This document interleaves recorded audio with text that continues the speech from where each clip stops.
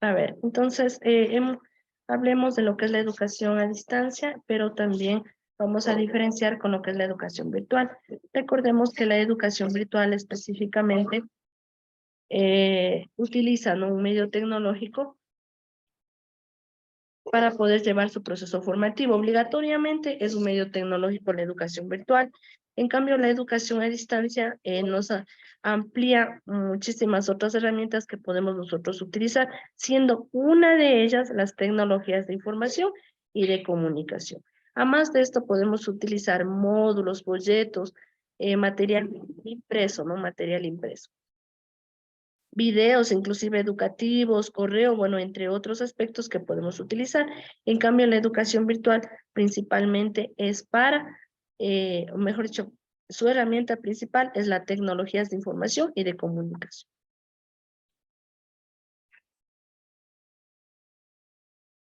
Ya, recordemos que la educación a distancia no es que recién apareció, ¿sí? Esto ya tiene o ya se ha utilizado en diferentes épocas, ¿no? En la antigüedad. ¿Cómo se utilizaba? Si usted recuerda que habíamos dicho que se utilizaba, por ejemplo, lo que es lo que es el correo, ¿no? Se utilizaba ya lo que es la correspondencia. No se lo conocía como educación a distancia, pero estos procesos ya eran utilizados. Inclusive se enviaba por la correspondencia material donde la otra persona que iba a estudiarlos analizaba, los interpretaba, estaba fomentando lo que es la autonomía. Mire, ahí ya se estaba utilizando lo que es la educación a distancia. En el siglo XXI, la evolución de la educación en el ámbito tecnológico se perfila como una de las formas principales de aprendizaje. Este aumento de la popularidad de la educación virtual se relaciona funcionalmente con los avances de la informática y las telecomunicaciones, es decir, las tecnologías de información y de comunicación.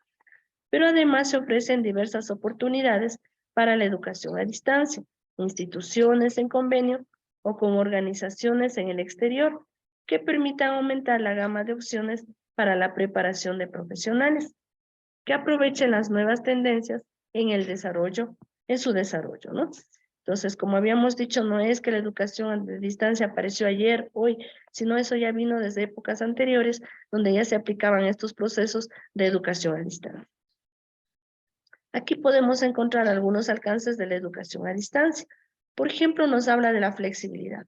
¿Por qué la flexibilidad es uno de los alcances de la educación a distancia? Darwin, ¿por qué cree usted que la flexibilidad precisamente es uno de los alcances de la educación a distancia? ¿Me escucha, Darwin? Darwin Chela. Sí, listen, listen, No le escuchamos, Darwin. ¿me escucha? Listen. Andrea. ¿Le respondo a la pregunta? Sí, por favor.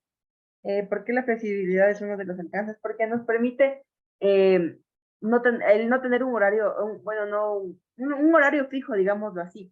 Nos permite tener más tiempo para poder realizar otro tipo de actividades, porque varios de nosotros somos ya un poquito mayores, ¿no? Y trabajamos o tenemos otro tipo de necesidades aparte del estudio, que es una necesidad, una meta de autorrealización de nosotros. Por eso estamos aquí. Entonces nos permite esto de la flexibilidad, la educación a distancia nos ayuda bastante, digo yo, no sé. Eso, muy bien, ¿no es cierto? Hemos venido ya analizando que la flexibilidad es una de las características de la educación a distancia, precisamente por lo que dice la compañera, por el tiempo. Entonces, no es que aquí hay o nos restringen en cuanto a lo que son horarios, sino el estudiante es aquel que pone su propio horario de acuerdo a la disponibilidad que tiene. El acceso a la educación, ¿por qué es un alcance el acceso a la educación? Nube.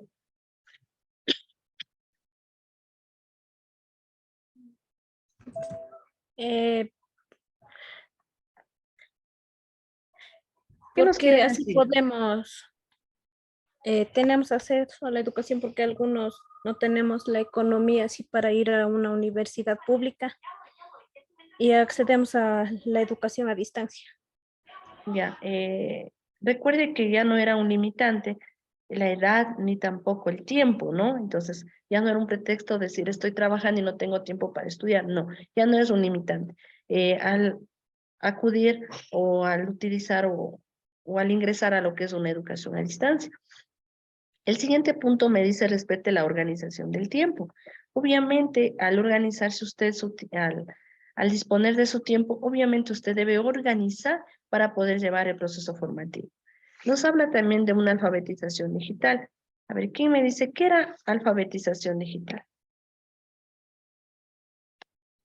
¿O qué era el analfabetismo? Jonathan. Eran las personas que no tenían conocimiento sobre la modalidad que es por virtual, por internet. Ya no tenían conocimientos en el uso de las tecnologías, ¿sí? A eso se llamaba analfabeto digital, ¿no? Pero lo que quiere o el alcance de la educación a distancia es el alfabetismo digital, es decir, mediante capacitaciones, bueno, etcétera, queremos que estas personas comiencen ya a utilizar lo que son estas tecnologías, ¿no? Disminuyendo cada vez más la brecha digital. Productividad, el otro punto que nos habla es la innovación en prácticas docentes. Al decir innovación en prácticas docentes consiste en inculcar o intervenir o eh, diferentes estrategias, métodos, herramientas con el propósito de obtener procesos de calidad y más aún en las prácticas docentes. Por más que sea una modalidad presencial, también se utiliza tecnologías de información y de comunicación con el propósito de ganar mayor interacción entre el estudiante y entre el docente, ¿sí? Anteriormente, ¿cómo era este proceso educativo? Era de forma tradicional, donde el estudiante era un mero receptor de conocimientos.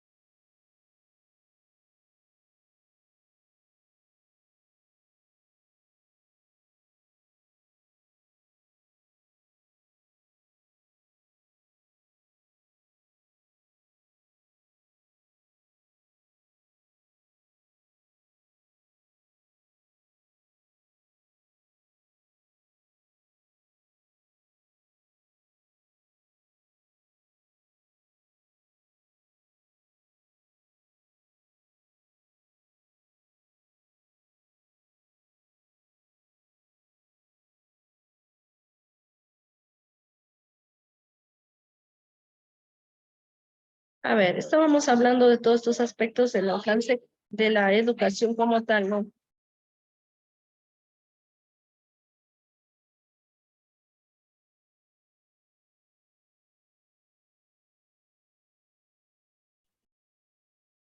Ya, entonces estábamos hablando de todos estos alcances de la educación a distancia como tal, ¿no? Entonces, por ejemplo, aquí encontramos lo que es la enseñanza semipersonalizada. Al hablar de una enseñanza, obviamente, de carácter autónoma, va a ser más bien algo personalizada, ¿no? El aprendizaje colaborativo, en cambio, se refiere al aprendizaje que nosotros adquirimos de experiencias, de ideas, de compartir entre diferentes personas de un mismo grupo de trabajo, ¿sí? La retroalimentación individual, al ser una educación a distancia, obviamente cada estudiante puede acceder a una retroalimentación en forma individual a través de foros, a través de correos, a través de chat, bueno, y de diferentes otras herramientas como tal. Ya, tenemos las limitaciones de la educación a distancia, falta de comunicación docente-estudiante, el aislamiento que se puede llegar a dar entre seres humanos, eliminando la interacción social física, ¿no? Si recuerdan ustedes que estas eran algunas de las desventajas o limitaciones en cuanto a la educación a distancia. Tenemos la desconfianza que se genera ante la falta de comunicación entre el profesor y los estudiantes, sobre todo en el proceso de evaluación de aprendizaje del estudiante. Desconocer el uso del aula virtual, como lo hemos dicho, ¿no?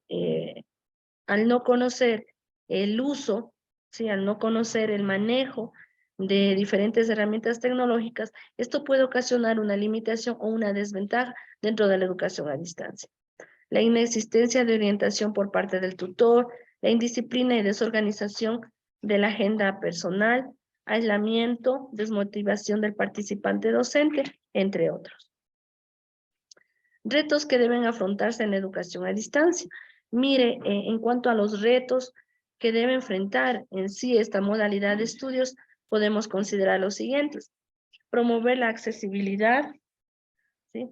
Contribuir a la consecución de un sistema educativo mucho más personalizado, aumentar la flexibilidad de los sistemas de estudio, materiales y entornos o contextos significativamente más interactivos, equilibrar la personalización con la cooperación y también sobre todo la búsqueda de la calidad.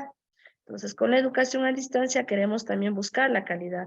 No es que porque no estamos asistiendo a una forma presencial, no vamos a adquirir las mismas competencias o los mismos resultados de aprendizaje.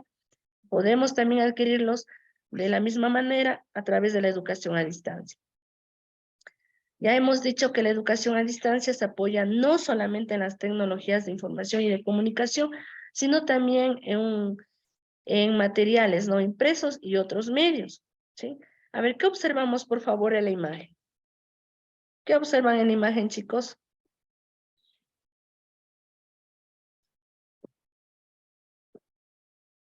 Emily Monta, ¿qué observa en la imagen? ¿Qué imágenes observa? ¿Y cómo las podemos interpretar? Como medios de información. Ya, mira, hay diferentes elementos, ¿no? O herramientas que podemos aplicar. Leslie, Ya que la educación a distancia, las imágenes representan los antiguos medios que se enseñaba para enseñar, en este caso la televisión y la CD o los discos. bueno, debemos tomar en cuenta que la educación a distancia implica diferentes recursos que se los puede utilizar. Entre estos, por ejemplo, tenemos medios impresos, ya les dije, ¿no? Un libro físico, un módulo, un folleto.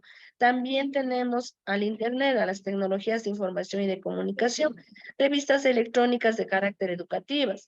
Tenemos a los videos educativos, a los correos, inclusive lo que es la radio o la televisión.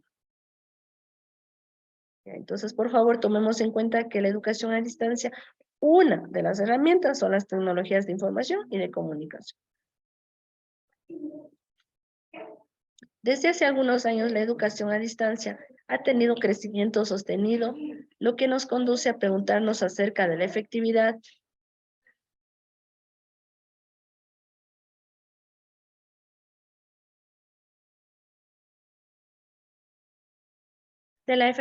de esta modalidad. Para este autor, Simonson y sus coautores destacan varias investigaciones en las cuales se encontró que esta modalidad ha demostrado ser igualmente efectiva que una educación presencial, lo que acabamos de mencionar. No porque estemos en una modalidad presencial, no vamos a adquirir los mismos conocimientos, las mismas competencias que la presencialidad, sí lo podemos obtener. Tenemos también algunos fundamentos que debemos conocer. Por ejemplo, ser ofrecida por una institución formal y oficial. No es que se me ocurre ofertar una modalidad, una educación de modalidad a distancia y la oferto, no. Esto debe ser solamente ofertada por instituciones educativas que deben estar registradas, ¿no? Debe existir una separación física entre el estudiante y el profesor, también lo seguimos insistiendo. Existir una comunicación entre los estudiantes y profesores a través de sistemas de telecomunicaciones, como por ejemplo el teléfono, las redes sociales, el WhatsApp. También encontramos lo que es un foro, un chat, un correo, entre otros. Otro apartado importante también, compartir datos, voz, video para propiciar experiencias de aprendizaje. Como ya lo habíamos mencionado, si trabajamos en forma colaborativa, podemos aprender de las experiencias, de las ideas y de los conocimientos de todos los integrantes del grupo. En el marco del proceso de enseñanza, aprendizaje, obviamente a distancia, los autores mencionan que la calidad del proceso depende en gran medida de 3 factores. ¿Cuáles son estos actores que intervienen dentro de la educación a distancia? A ver, ¿quién recuerda? ¿Cuáles eran los actores que intervenían en la educación a distancia? A ver, chicos. Emily. Hace un momento le pregunté y no respondía. Emily. Bueno, si no responden, chicos, yo les voy a poner inasistencia, ¿sí? Talía.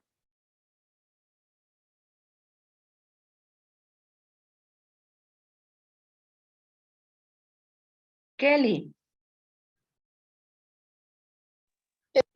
Los estudiantes y los profesores. ¿Cuáles eran los actores dentro de una educación a distancia? Eso también ya lo Por eso, habíamos discutido antes.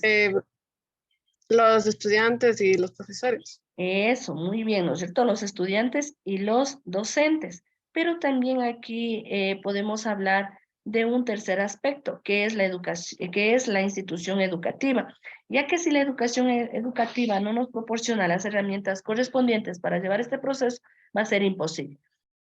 Entonces podemos mencionar a los docentes, estudiantes y la institución educativa como tal, ¿sí?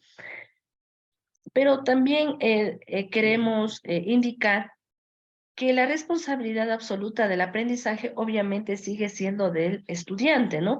Pero bajo el apoyo del tutor. ¿Quién es el tutor? Es el mismo profesor.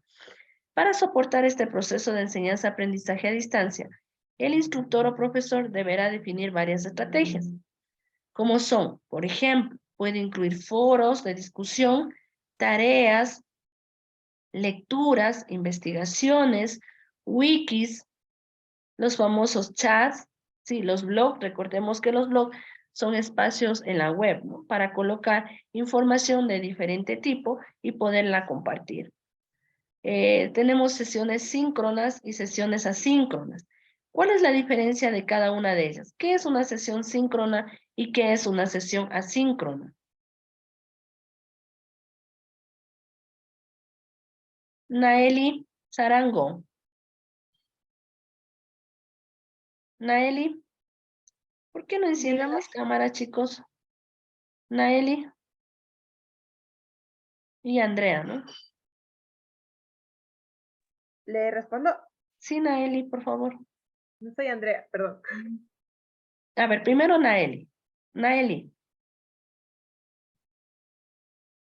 Disculpe, ¿cómo fue la pregunta? a ver, no están poniendo atención, chicos. A ver, la pregunta es, ¿qué es para usted una sesión síncrona y una sesión asíncrona? ¿Es igual? ¿Tienen diferencias? ¿Un ejemplo tal vez?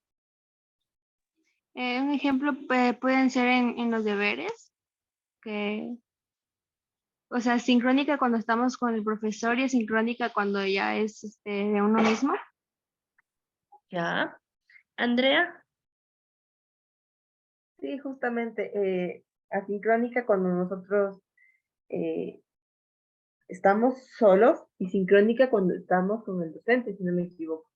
ya, sincrónico es cuando se trabaja en forma, en tiempo real, ¿no? Como lo estamos haciendo en este momento. Mire, ustedes y yo estamos en este momento haciendo de interactuar, ¿sí?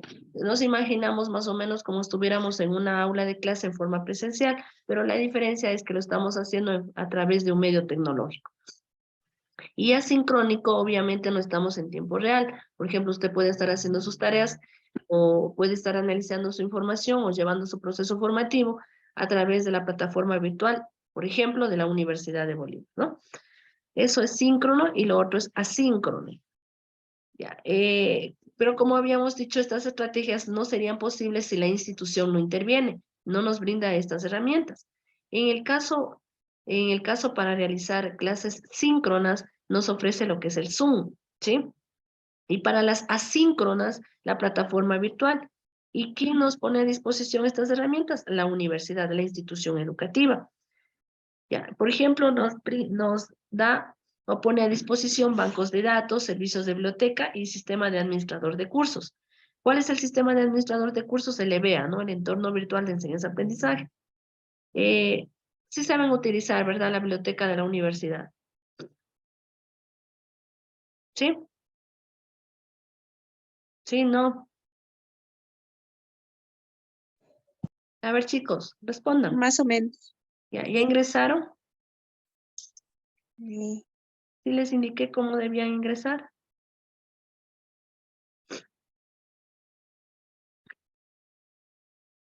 A ver, espérenme un momentito, ya. A ver, les voy a indicar brevemente, ¿no? Cómo utilizar la biblioteca de la universidad. Mire, usted ingresa al SAC de la universidad, donde encontramos todos los servicios proporcionados, ¿no? A nivel informático. Aquí tenemos bibliotecas virtuales, ¿sí? Tenemos diferentes bases de datos de las bibliotecas, pero algunas de estas están inactivas. ¿Ya? Una de las que sí están activas son el libro. Es una base de datos donde contiene gran cantidad de libros, ¿no? De diferentes temáticas. Entonces vamos a dar un clic. Ya. ¿Qué observan ustedes aquí? A ver, ¿qué es esto? ¿Qué imagen es? Una biblioteca. Ya, una biblioteca, ¿verdad? Es una biblioteca física. Lo mismo sucede con las bibliotecas virtuales. La diferencia está que no vamos a obtener libros físicos, sino libros digitales, ¿sí? Entonces, nos da la oportunidad de colocar una palabra clave para que nos brinde un listado de libros, ¿sí? Por ejemplo, si usted no sabe el nombre del libro exactamente, lo que va a hacer es, va a colocar, ¿sí? La palabra clave, ¿no? Por ejemplo, educación a distancia. Mire, ¿sí? Entonces me aparece un listado de diferentes libros que contienen estas palabras claves. Educación a distancia. Ya, entonces, supongamos que necesito yo este libro, simplemente doy un clic en este libro y me da en sí dos posibilidades, leer en línea o descargar. No todos los libros le da la opción de descargar. Entonces voy a leerlo en línea, ¿no? Doy un clic en leer en línea. Mire, aquí está ya el libro en forma digital. Tiene aproximadamente 55 páginas. Aquí está todo el libro, ¿sí? De esa manera podemos utilizar los libros dispuestos en la biblioteca virtual de la universidad. No sé si hay alguna pregunta en el caso de la biblioteca virtual. ¿No? Ya, si no hay preguntas, vamos a continuar, ¿no? Bueno, entonces pone a disposición diferentes herramientas. Una de estas son las bibliotecas virtuales, los cursos, entre otros. Ya dice, en este punto los autores acertadamente proporcionan una amplia información sobre diferentes cursos, ¿no? En este caso el CMS y el LMS, que bueno, en lo posterior vamos también a analizar. Sobre la educación a distancia, basada en Internet, los autores apuntan a un conjunto de ventajas y limitaciones de estos cursos sobre los presenciales. Entre las primeras señalan que los estudiantes pueden trabajar a su propio ritmo, que para ello es fácil el manejo de la tecnología y que el Internet provee un ambiente de aprendizaje centrado en el estudiante. Como limitaciones se mencionan, entre otras, la brecha digital, ¿no? Que ya lo hemos venido mencionando, que es un factor importante para que no todos tengan acceso a estos cursos en línea. ¿Por qué? Porque no saben utilizarlos. El diseño de estos cursos pueden ser un trabajo más arduo que los presenciales y que algunos profesores tienden a tener problemas para ajustarse al modelo de aprendizaje centrado en el estudiante. Mire, algo muy, muy importante, que este aprendizaje obviamente es centrado en el estudiante. Por eso de ahí la palabra autonomía, ¿no? Autoaprendizaje. Pero también llegamos al rol del docente. ¿Cuál es el rol que asume el docente dentro de estos procesos educativos? Podemos mencionar los siguientes, ¿no? Entre algunos de los más destacados. Por ejemplo, hablamos de acoger, asesorar y orientar al alumno, favoreciendo la autonomía de su aprendizaje. Entonces, ¿cuáles son las actividades que realiza el docente para cumplir su rol? ¿Sí? En este primero.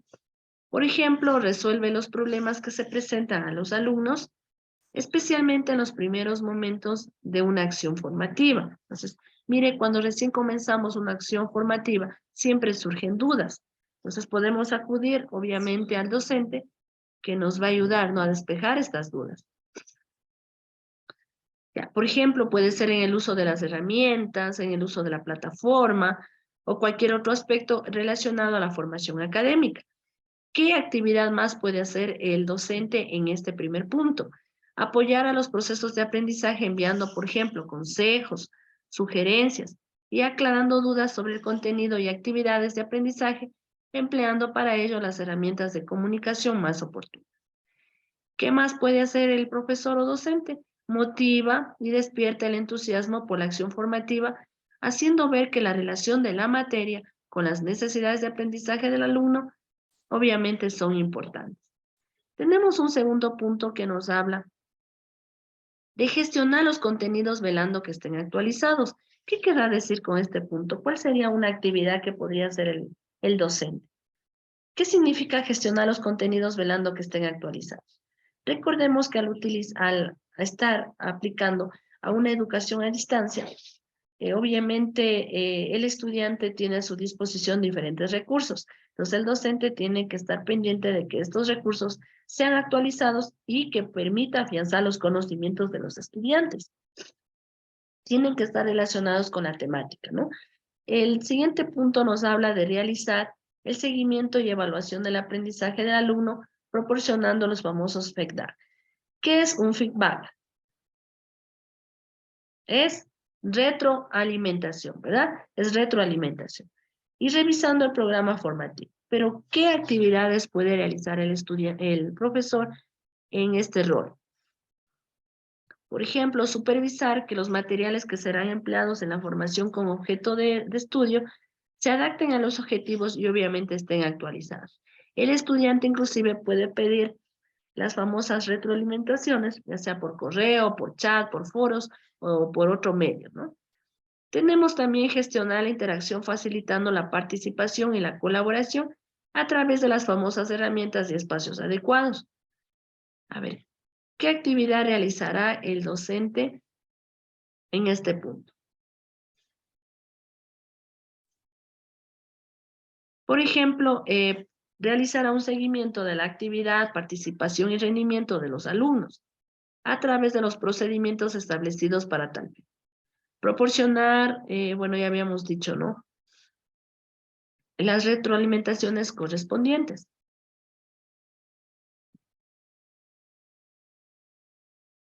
También podemos mencionar que promueve la interacción del alumnado utilizando diferentes herramientas de comunicación, sean síncronas o asíncronas.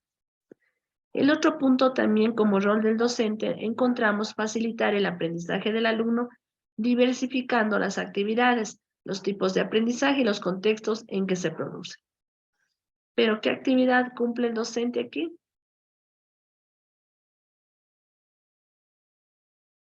Ya, facilita un aprendizaje auténtico, aportando al alumno ejemplos de aplicación práctica, ¿sí? De los contenidos.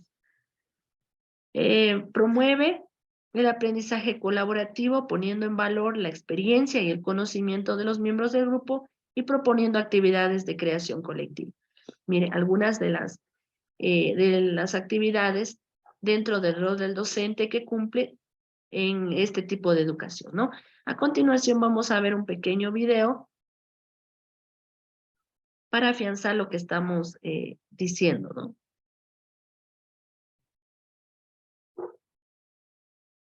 A ver, ¿me confirman por favor si están observando? Sí, Sí, sí, profe. A ver, vamos por favor a analizar este video.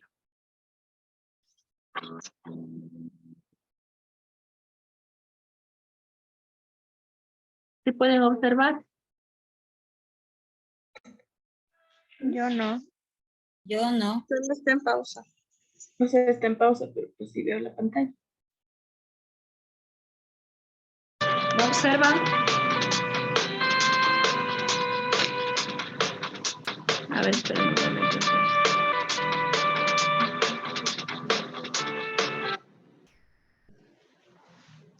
A ver.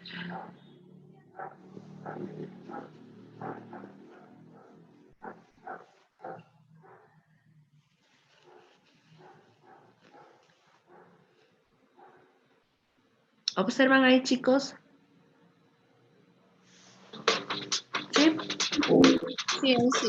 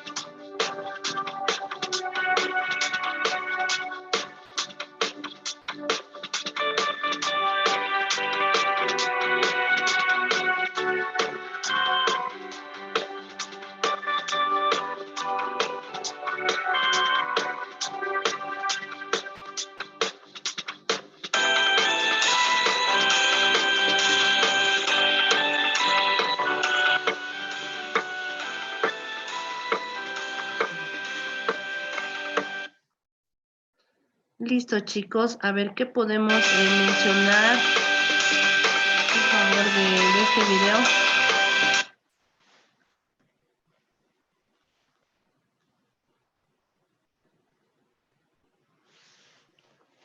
Leslie. Que es bueno tener un tutor a distancia, ya que él nos puede resolver las dudas que tenemos acerca de algún tema. Ya, muy bien. Señorita Bárcenas.